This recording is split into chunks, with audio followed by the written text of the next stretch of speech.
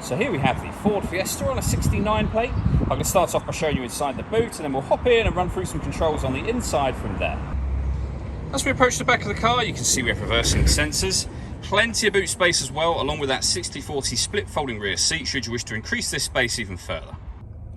Okay, now that we're inside the car, we're going to start with the dials. On the left-hand side, we have the rev counter, and on the right-hand side, the speedometer.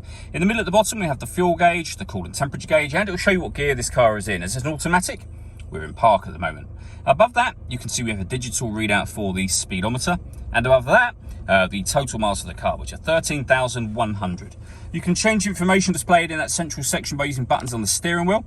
For example, you have a trip computer, vehicle settings, we have your phone, audio and navigation menus, and then back around to the beginning again. And the buttons I was using to do that are just here.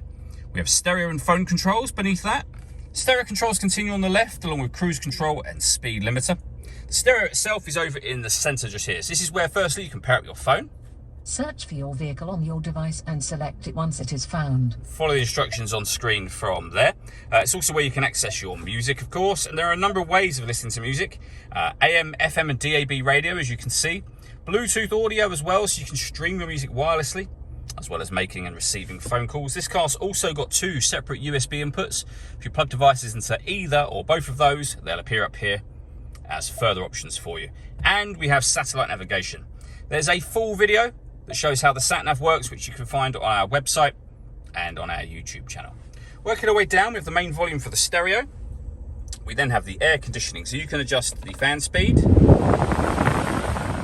the direction the air is being distributed in, the temperature, of course. Air conditioning is on when this light shows here, so it's either off or on. This button will recirculate the air that's in the car.